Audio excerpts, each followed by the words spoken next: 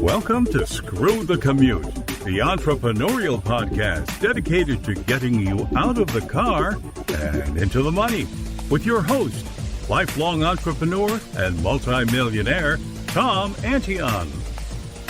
Hey everybody, it's Tom here with episode 496 of Screw the Commute podcast. We're here still in Vetpreneur Month. This is not a veteran today. This will just be me doing an Ask Me a Question session again, because I get so darn many questions, and a lot of these things, you might think you know what you're doing, but guess what? When somebody's doing this 7 days a week for 27 years, they might just know a few things.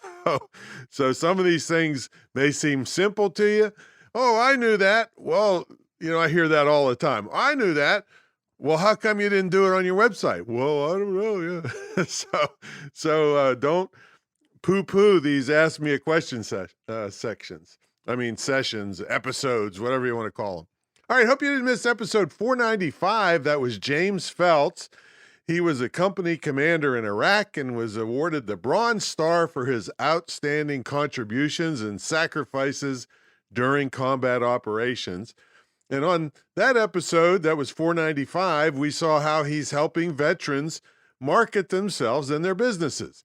And anytime you want to go to a back episode, you go to screwthecommute.com and then / the episode number. His was 495. All right, how'd you like me to send you big checks? Well, if you're in my affiliate program, I will do that. If you refer business to me, I always want to make people, let me put it this way. I want people to make money. Everybody's got to make money for long-lasting relationships, not just me. So if you refer somebody, you get paid for it if they, spend money with me. So if you're interested in details on that, send to tom@screwthecommute.com and say, I want affiliate program details, and I'll get back to you on that. All right, pick up a copy of my automation ebook at screwthecommute.com/automate-free, screwthecommute.com/automate-free. This is going to knock your workload down. You're going to steal customers ethically from competitors too slow to get back to people, and all kinds of great stuff. And we sell it for $27, but it's yours free for listening to the show. And go to screwthecommute.com/automate-free. And while you're at it, pick up a copy of our podcast app at screwthecommute.com/app. That's APP. It has all kinds of cool functions, and we teach you how to use it. And you can put us on your cell phone and tablet and take us with you on the road. All right, we're still in the middle of our pilot program. We're making good progress with the persons with disabilities. I want to get them trained in highly in-demand skills, internet and digital marketing, and get them good jobs and start their own business. But I need your help. We got a GoFundMe campaign, and I think we're about 25% of the way towards our goal. And so you can really do some good things with your money to help these folks out. So visit imtcva.org. That's my school website. Of course, that'll be in the show notes. IMTC, Internet Marketing Training Center, Virginia. But you don't have to be in Virginia because it's distance learning. And then go to the top of the page, click on the GoFundMe account, and you can see updates from the people in the program. And it's just amazing and inspirational what they're doing. And we're going to use some of the money to hire people with disabilities to help run the program. So it's something you can really be proud of helping out, and I'm super proud that I'm helping these people. All right, let's get to the main event. This is Ask Me a Question. So here's some of the questions I get. I get hundreds of them every week. So here we go. What's the best way to build a list? Well, this kind of kicks into, I just happen to be, tonight is the third session of my email mastermind. We have a 12-week ebook mastermind. So this is email mastermind tonight. And first of all, you got to get ready to build a list, because too many people say, I just want a lot of subscribers. Well, there's a lot of things you got to do ahead of time. And I'm just going to give you a couple things. One of them is you got to come up with good freebies, or lead magnets, sometimes they're called. And so I would give you a list of potential ones. So white papers, videos, audios, ebooks. The one I give away, I just gave it away to you, is how to automate your business. It's screwthecommute.com/automate-free. That's a list building technique. So everybody that listens to this and wants a free ebook, goes and opts in and gets it.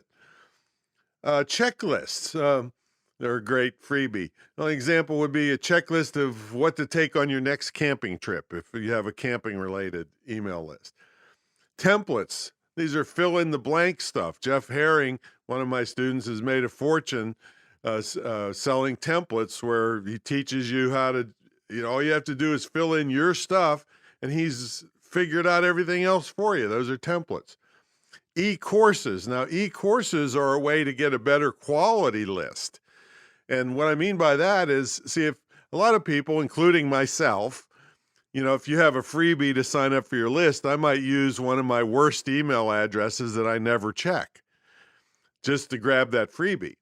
But for an e-course that comes over time, well, you might remind the people to say, hey, put your best email address in so you don't miss any parts of the course. And so they're thinking, oh man, yeah, I never checked that other address, so I better put my good address in. So you can get a better quality list with e-courses. And an example of this would be greatspeaking.com, where you can get top 10 ways to make money speaking. It's a squeeze page, it's called. Now, let's talk about squeeze pages for a second. Squeeze pages have fallen out of favor with the search engines because they know you're just trying to grab email addresses. So even pay-per-click, which we do believe is a good way to build a list, a lot of them won't accept a landing page that's just a squeeze page. They say it's not quality content. So they won't even accept your money to send people to a squeeze page. So what came about years ago was called a reverse squeeze page. So it sends people to something with good content near the top of the page, but then it pushes hard for the email sign up, more towards the bottom of the page.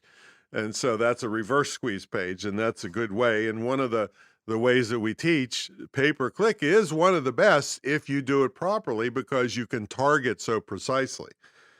And then another one I'll give you here is ad swapping with people that have lists of comparable size. You can't go to somebody with 100,000 subscribers and you have 15 and say, hey, let's trade. That's not fair. Now, if they had 100,000 and you had 50,000, now they know you're serious and you could say, hey, I'll give you two of, promos for your list in my list if you do it once in your list. See, so 2 times 50,000 is 100,000. So that's kind of a fair deal there. So ad swapping for, you're not paying anything. You're just trading with some other list owner to promote you to their list and they promote you to, you promote them to your list and they promote you to their list. That's what it is. All right, so there's a couple things on it. Now, if you want the whole book on this, The Ultimate Guide to List Building, go to screwthecommute.com/list building. It's only $37 and it's been worth millions and millions of dollars to me over time. Okay, next question. I'm thinking about starting a retreat center like yours to do leadership retreats. What do I need to know? Well, the first question I'd have to ask, you didn't tell me enough details, is like mine? Well, like mine is one of the most unique in the world where people actually live in the house with me. We have this big estate home and that's a whole different story than just using your house during the daytime and people stay at a hotel. So I'm wondering, do you really mean like mine or not? But anyway, if you do, or even if you don't, one thing you got to keep in mind is zoning or keeping it very quiet. So nobody and your neighbors, nobody knows what you're doing because operating a business in a residential area can get you in trouble. Now, so I've been doing it for 20 years, but at the peak, it was only once a month for a couple days. So it was looking like I just had house guests in. And then for the past year in the pandemic, we haven't even had a retreat, but anyway, you got to keep it very quiet. You don't want a lot of cars and traffic. So we use a limo. So we pick people up at the airport in a limo, drop them off. And so people see limos coming in and out, but there's no cars parked in the neighborhood, taking up all the parking spaces. And I mean, we have a big cul-de-sac and I could park all the cars on the property. But anyway, you just don't want a lot of traffic coming in and out and causing crap in the neighborhood. These are just some random things. We actually have a whole DVD on how to run a retreat center out of your home. If you're really interested, go ahead and email me and I'll find the link to it. We don't sell a lot of those because not many people want to do that. But you got to set limits. If after a certain time, like the thing is over. I mean, you may have kids, you may have spouse to deal with, or as part of it, and it's time to go to bed, and people want to talk to you till 2 a.m. You have to set limits, and usually that's done in the paperwork. So there's a lot of paperwork. We actually have another product. It's a 4-webinar series on how to run a mentor program. So this has all the paperwork and all the things that we make people sign to create the proper expectations. So they know I'm not available 24/7. They can't talk to me at 3 o'clock in the morning when I'm trying to sleep because I got to get up the next day and run the retreat, So setting limits is important. Some people look at this like a bed and breakfast, but that has certain laws that go along with it. So I don't even charge people to come here. This is a freebie as part of their mentor program. And so, and they also sign a separate visitors agreement, which again, we have it in the mentor product. But, if it's a bed and breakfast, there's laws that go along with, I think, sprinkler systems and all kinds of stuff like that, this is a residential estate. It's not going to have a sprinkler system. So things like that, you got to pay attention to in the paperwork and the legalities of it. And if somebody gets hurt, I got them signed a waiver, or, if they trip on the steps, whatever, things like that. Big enough refrigerators. Have you checked with people on their dietary requirements? Are you going to eat all meals out? Are you going to have them catered in? Do people have, like I said, dietary things? We have a pre-visit questionnaire that goes into all of that stuff because we're trying to run this thing, efficiently during a weekend and get as much training as done as possible. And then if somebody says, well, I'm allergic to this thing. Oh man, now we got to run to send somebody to the store, just jump through hoops. So the more you can know ahead of time about your visitors and ask them all this stuff, the better you can be prepared.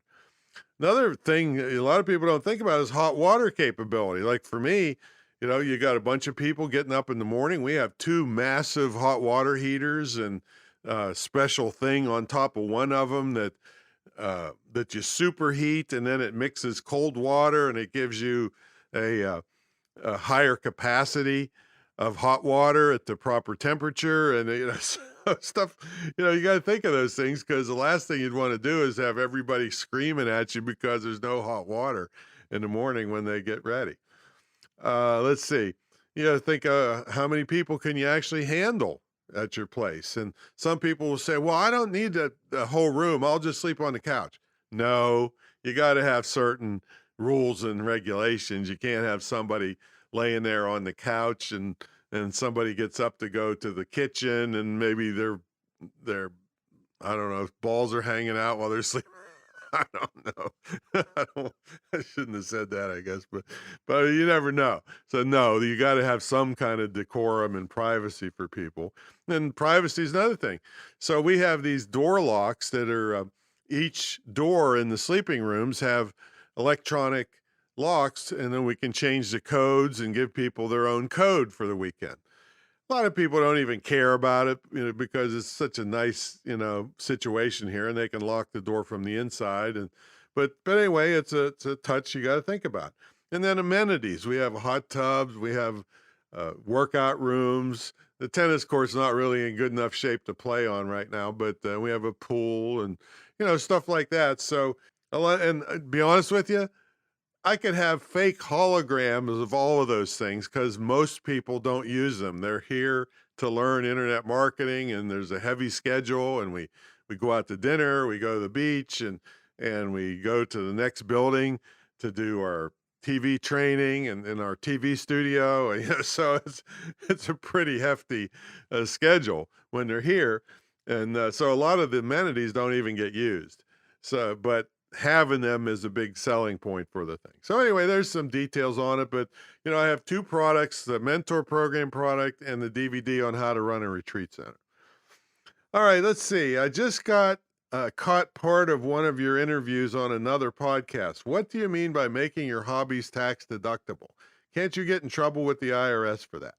Well, yes, you can get in trouble if it's just a hobby and you're not making any money as a business.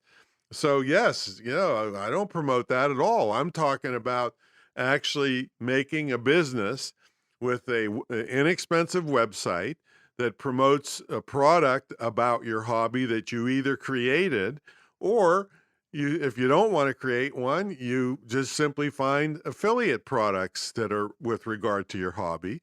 And if people buy them and you get a commission, tend to be an attorney or an accountant, but I've had hundreds of them in my programs over the years, and they all say, yeah, that's the way it is. You just, if you're bringing in money, there's no law that says you have to not enjoy what you're doing.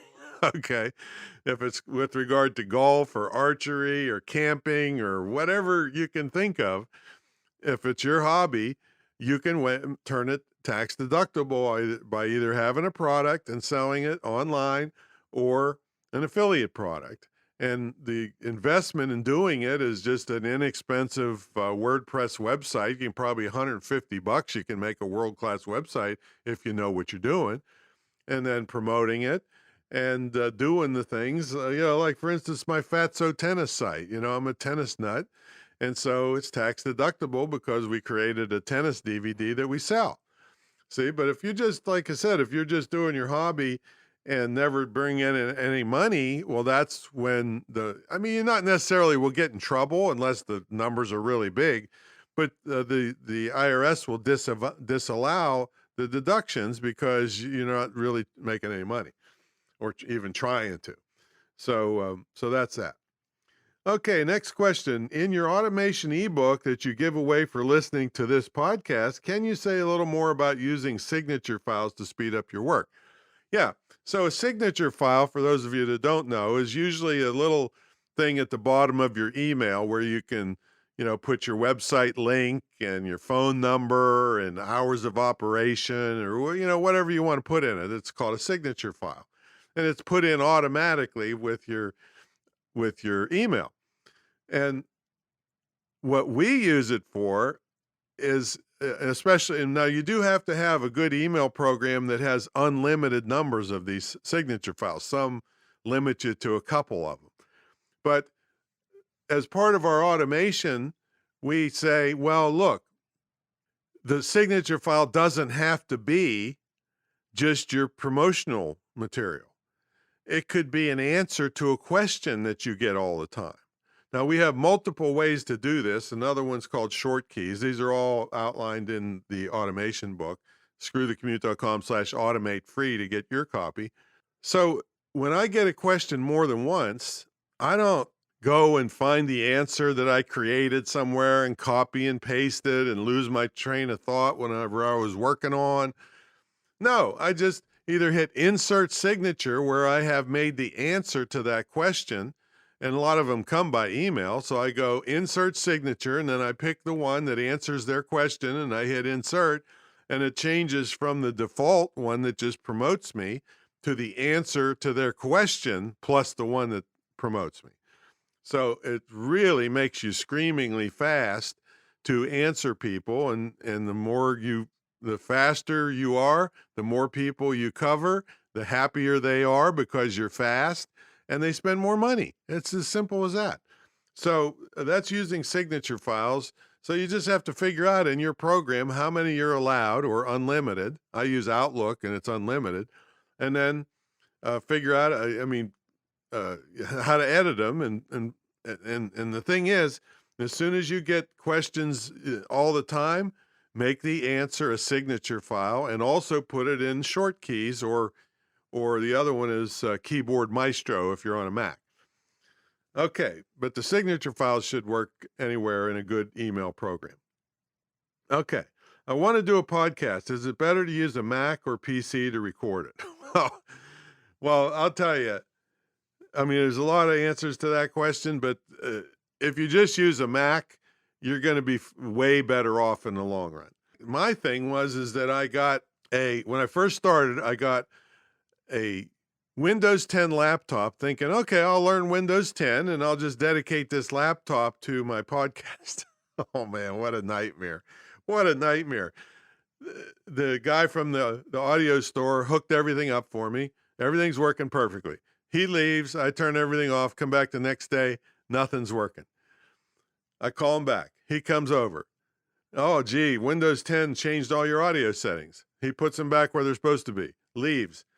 Next day, turned on, they're all changed again. I was ready to kill myself.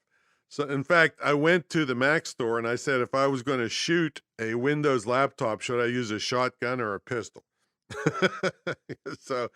So yes, you can record beautiful audio on a PC, but if you're not super technical, there's so many audio settings that can screw with you. It's just not worth it for the average computer operator.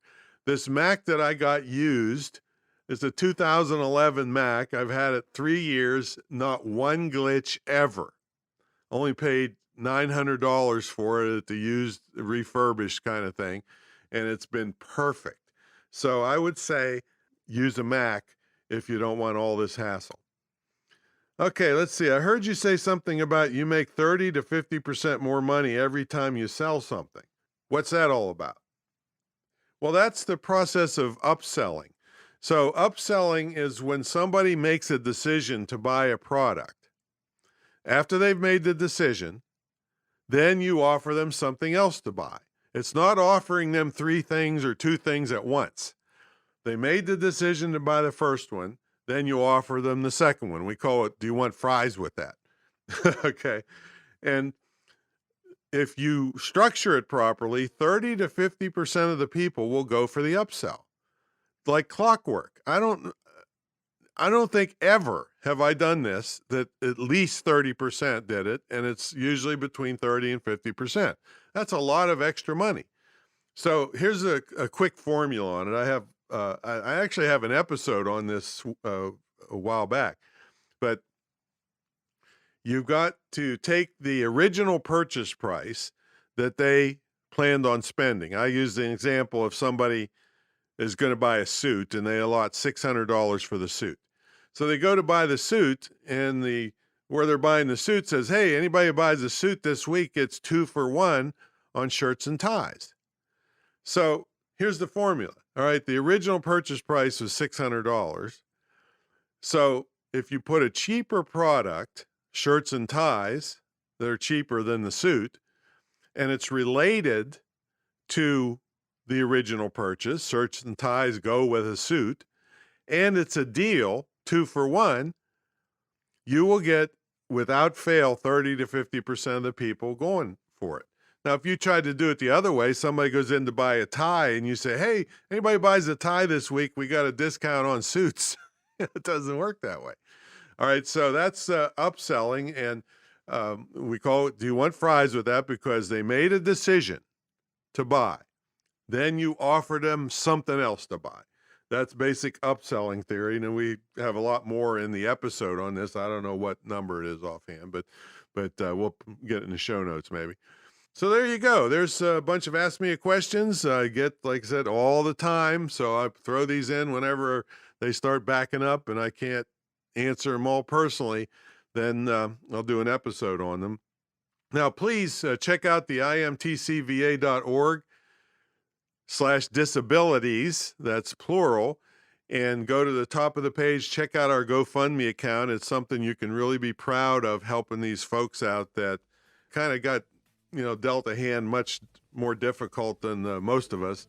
And we're really going to get them employed and in their own businesses and help them out. So help me out with that. All right, we'll catch you on the next episode. See you later.